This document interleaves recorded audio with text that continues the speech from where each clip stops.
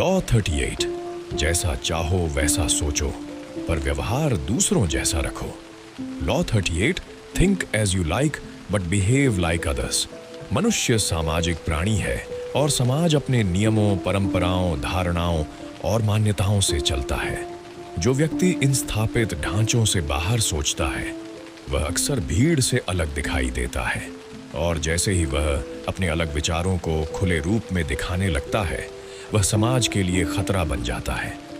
यही कारण है कि यह कानून सिखाता है कि आप भीतर से कितना भी अलग सोचते हों, कितने ही क्रांतिकारी विचार रखते हों, लेकिन बाहरी व्यवहार हमेशा सामान्य लोगों जैसा ही रखना चाहिए। समाज उन लोगों को आसानी से स्वीकार कर लेता है जो दिखने में उसके जैसे हों, और उन्हीं को वह नष्ट कर देता है जो दिखने में उससे अलग पड़ते हैं। इतिहास हमें बार बार यह सिखाता है कि अधिकांश लोगों को नए विचारों से नहीं बल्कि उन लोगों से समस्या होती है जो उन विचारों को खुले रूप में प्रदर्शित करते हैं। लोग स्वयं भी भीतर से बहुत कुछ अलग सोचते हैं, लेकिन डर के कारण उसे छिपाते हैं। जब कोई व्यक्ति बिना डर के भीड़ से अलग सोचता और वैसा ही व्यवहार भी करता है तो वह अनजाने में दूसरों के भीतर छिपे डर को उजागर कर देता है, और वही लोग उसके सबसे बड़े शत्रु बन जाते हैं। इस कानून का सबसे स्पष्ट उदाहरण गैलीलियो गैलीली के जीवन से मिलता है। गैलीलियो का मानना था कि पृथ्वी ब्रह्मांड का केंद्र नहीं है और वह सूरज के चारों ओर घूमती है, जबकि उस समय चर्च का सिद्धांत इसके ठीक विपरीत था। गैलीलियो ने सच को पहचाना, लेकिन जब उन्होंने इसे खुले रूप में चुनौती दी तो पूरा धार्मिक तंत्र उनके विरुद्ध खड़ा हो गया। अंत में उन्हें अपने ही सिद्धांतों से सार्वजनिक रूप से पीछे हटना पड़ा, केवल इसलिए क्योंकि उन्होंने अपने विचारों को समाज के स्वीकृत ढांचे से बाहर बहुत तेजी से और खुले रूप में प्रस्तुत कर दिया था। यदि वे अपने विचारों को भीतर रखते, धीरे धीरे संकेतों के माध्यम से फैलाते, तो शायद उनका अंत इतना कष्टदायक नहीं होता। लॉ 38 यह भी सिखाता है कि भीड़ को यह बिल्कुल पसंद नहीं होता कि कोई उसे यह एहसास दिलाए कि वह गलत है, चाहे आप कितने ही सही क्यों ना हो। जब आप लोगों की वर्षों से जमी हुई मान्यताओं पर सीधा प्रहार करते हैं तो वे तर्क से नहीं बल्कि क्रोध और भय से प्रतिक्रिया देते हैं। वे आपके विचारों की जांच नहीं करते बल्कि आपके अस्तित्व को ही खतरे के रूप में देखने लगते हैं। इसी कानून का एक और गहरा उदाहरण जापानी समाज से मिलता है, जहां सदियों से सामूहिक सोच को व्यक्तिगत सोच से ऊपर माना गया है। वहां जो व्यक्ति अपनी अलग पहचान बहुत अधिक उभारने की कोशिश करता है उसे समाज चुपचाप किनारे कर देता है। ऐसे समाजों में यह कानून और भी अधिक क्रूर रूप में लागू होता है। व्यक्ति भीतर से जितना चाहे उतना अलग सोचे, लेकिन यदि वह बाहर से नियमों को तोड़ता दिखा तो उसका पतन निश्चित हो जाता है। फ्रांसीसी दार्शनिकों और विचारकों के साथ भी यही हुआ। कई महान विचारकों के विचार उनके जीवन काल में नहीं बल्कि उनकी मृत्यु के बाद स्वीकार किए गए। इसका कारण यह था कि उन्होंने अपने समय के समाज से बहुत आगे की सोच ली थी और उसे बिना किसी पर्दे के समाज के सामने रख दिया था। उस समय का समाज उनके विचारों के लिए तैयार नहीं था, इसलिए उसने उन विचारों को नहीं बल्कि उन विचारकों को ही नष्ट कर दिया। लॉ 38 का यह भी अर्थ है कि शक्ति का खेल हमेशा भीड़ के बीच खेला जाता है, और भीड़ को नियंत्रित करने के लिए आपको उसके बीच का ही दिखना पड़ता है। यदि आप अलग दिखते हैं, अलग बोलते हैं और अलग रहते हैं तो आप सबसे पहले निशाने पर आते हैं। भीड़ को हमेशा किसी न किसी शिकार की आवश्यकता होती है, और जो व्यक्ति सबसे अलग होता है वही सबसे आसान शिकार बनता है। यह कानून यह भी सिखाता है कि बाहरी सामान्यता एक प्रकार की ढाल होती है। आप भीतर से अपने लक्ष्य, योजनाएं और चालें जितनी चाहें उतनी गहरी बना सकते हैं, लेकिन यदि बाहर से आप एक साधारण व्यक्ति की तरह व्यवहार करते हैं तो लोग आपसे सतर्क नहीं होते। वे आपको खतरे के रूप में नहीं देखते, वे आपको अपने जैसा मानते हैं, और यही आपकी सबसे बड़ी सुरक्षा बन जाती है। इतिहास में कई ऐसे राजा और शासक हुए हैं जो भीतर से अत्यंत निर्दयी, चालाक और दूरदर्शी थे, लेकिन बाहर से वे अत्यंत विनम्र, धार्मिक और परंपरावादी दिखाई देते थे। जनता उन्हें अपना रक्षक मानती थी, जबकि वे पर्दे के पीछे बड़े बड़े षड्यंत्र रचते थे। उनका रहस्य केवल इसलिए सुरक्षित रहा क्योंकि उन्होंने अपने आंतरिक विचारों को अपने बाहरी व्यवहार से अलग रखा।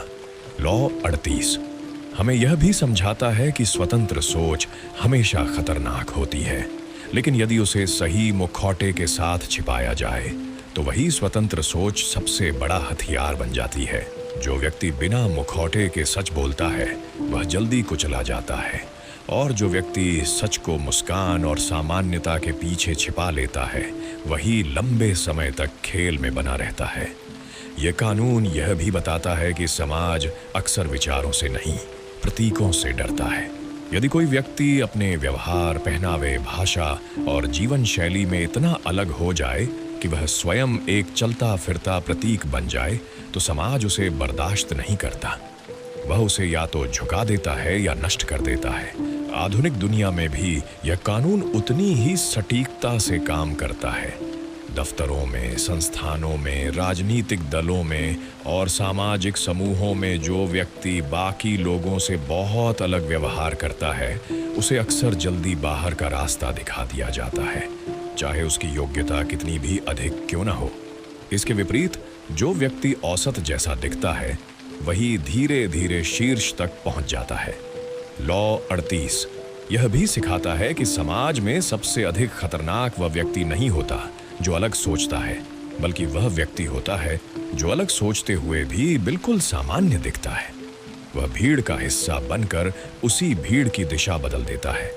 लोग उसे अपना मानते हैं, उस पर भरोसा करते हैं, और उसी भरोसे के कारण वे उसकी असली सोच को देख नहीं पाते। यही वजह है कि इतिहास में कई क्रांतिकारी विचार चुपचाप सामान्य व्यवहार के भीतर जन्मे और धीरे धीरे पूरी व्यवस्था को बदलते चले गए। इस कानून का एक और गहरा उदाहरण प्राचीन दरबारों से मिलता है, जहां कुछ सलाहकार ऐसे होते थे जो भीतर से अत्यंत तेज, दूरदर्शी और रणनीतिक थे, लेकिन बाहर से वे साधारण, शांत और परंपरावादी दिखाई देते थे। वे राजा के सामने कभी अत्यधिक बुद्धिमान बनकर नहीं बोलते थे, न ही अन्य मंत्रियों को यह एहसास दिलाते थे कि वे उनसे आगे हैं। यही कारण था कि वे ईर्ष्या का शिकार नहीं बने और लंबे समय तक सत्ता के केंद्र के आसपास बने रहे। जो मंत्री अपनी चतुराई का अधिक प्रदर्शन करते थे वे जल्दी ही षड्यंत्रों में फंसकर बाहर कर दिए जाते थे। लॉ 38 यह भी बताता है कि भीड़ को स्वयं से अलग दिखाई देने वाला व्यक्ति असहज करता है। लोग अपने आसपास उन्हीं को सुरक्षित मानते हैं जो उनके जैसे हों, जो उन्हीं की भाषा बोलें, उन्हीं की सोच साझा करते दिखाई दें। जो व्यक्ति इन सभी सीमाओं को लांघता है वह लोगों के भीतर यह डर पैदा करता है कि कहीं यह हमारी व्यवस्था के लिए खतरा न बन जाए।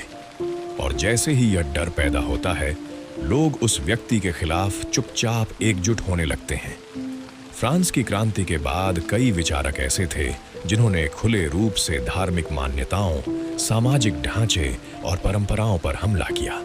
उनमें से कई या तो मारे गए या निर्वासन में चले गए या पूरी तरह अलग थलग कर दिए गए। इसके विपरीत कुछ ऐसे भी थे जिन्होंने वही विचार भीतर रखे लेकिन बाहर से स्वयं को परंपरावादी और सामान्य दिखाया। वही लोग धीरे धीरे सत्ता, शिक्षा और समाज के ताने बाने के भीतर घुसपैठ कर पाए और वही अंततः व्यवस्था को भीतर से बदलने में सफल हुए। यह कानून यह भी सिखाता है कि बाहरी समानता केवल सुरक्षा ही नहीं देती, बल्कि यह आपको दूसरों की असली सोच को भी देखने का अवसर देती है। जब लोग आपको अपना जैसा मान लेते हैं तब वे आपके सामने अपने विचार, अपने भय, अपनी योजनाएं और अपनी कमजोरियां बिना किसी सावधानी के खोल देते हैं। आप उन्हें सुन सकते हैं, समझ सकते हैं और उन्हीं जानकारियों के आधार पर अपनी चालें चल सकते हैं। यदि आप शुरू से ही अलग दिखेंगे तो लोग आपसे कुछ भी नहीं छिपाएंगे बल्कि आपसे दूरी बना लेंगे। लॉ 38 का यह भी अर्थ है कि समय से पहले अलग बनने की कोशिश आत्मघाती हो सकती है। जब तक आपके पास पर्याप्त शक्ति, समर्थन और सुरक्षा न हो तब तक अपने अलग विचारों को पूरी तरह प्रकट करना स्वयं को खतरे में डालना है। शक्ति प्राप्त करने से पहले सामान्य दिखना एक रणनीति है, और शक्ति प्राप्त करने के बाद ही अलग दिखना एक विकल्प बनता है। इस कानून का एक गूढ़ मनोवैज्ञानिक पक्ष यह भी है कि अधिकांश लोग भीतर से असुरक्षित होते हैं। वे अपने विचारों को लेकर स्वयं भी पूर्ण रूप से आश्वस्त नहीं होते, लेकिन जब कोई व्यक्ति पूरे आत्मविश्वास के साथ बिल्कुल विपरीत विचार सामने रख देता है तो वह उनकी आंतरिक असुरक्षा को उजागर कर देता है। यही कारण है कि वे उस व्यक्ति पर तर्क से नहीं बल्कि आक्रोश से हमला करते हैं। आधुनिक कॉरपोरेट दुनिया में भी यह कानून उतनी ही सटीकता से लागू होता है। जो कर्मचारी बहुत अलग सोचता है, बहुत अलग तरीके से काम करता है और अपने विचारों को सीधे और खुलकर रखता है, वह अक्सर सिस्टम के लिए असुविधाजनक बन जाता है। सिस्टम ऐसे लोगों को धीरे धीरे हाशिए पर डाल देता है। इसके विपरीत जो व्यक्ति बाहर से नियमों का पालन करता हुआ दिखता है, वही व्यक्ति भीतर से नई रणनीतियां विकसित कर पाता है और धीरे धीरे शीर्ष तक पहुंच जाता है। लॉ 38 हमें यह सिखाता है कि शक्ति का मार्ग सीधे विद्रोह से नहीं बल्कि चुप्पी, धैर्य और समय की प्रतीक्षा से तय होता है। जो व्यक्ति हर समय अपनी अलग सोच को साबित करने में लगा रहता है, वह जल्दी थक जाता है और जल्दी कुचल दिया जाता है। लेकिन जो व्यक्ति अपनी सोच को भीतर पकाए रखता है और बाहर से सामान्य बना रहता है, वही वास्तविक खेल खेलता है। इस कानून का अंतिम सत्य यह है कि दुनिया को बदलने के लिए पहले दुनिया का हिस्सा बनना पड़ता है। जो व्यक्ति बाहर से ही दुनिया से टकरा जाता है, वह स्वयं टूट जाता है, लेकिन जो व्यक्ति दुनिया के भीतर रहते हुए उसे धीरे धीरे मोड़ता है, वही स्थायी परिवर्तन लाता है। भीतर की स्वतंत्रता और बाहर की समानता, यही इस कानून का मूल संतुलन है। जो इस संतुलन को समझ लेता है, वही भीड़ के बीच रहते हुए भी सबसे अलग सोचने का साहस सुरक्षित रूप से रख पाता है।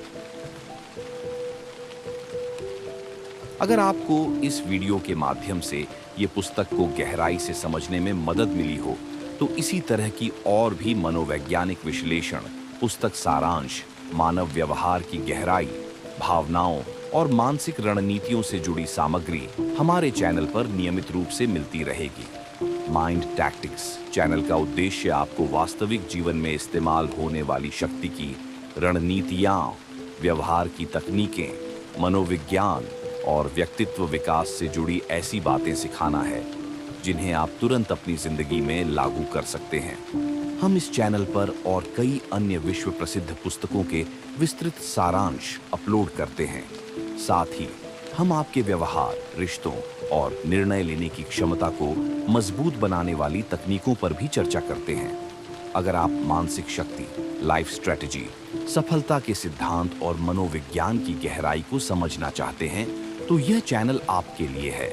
वीडियो पसंद आए तो लाइक करें, अपनी राय कमेंट में लिखें और चैनल को सब्सक्राइब करें ताकि आगे के एपिसोड आप मिस न करें।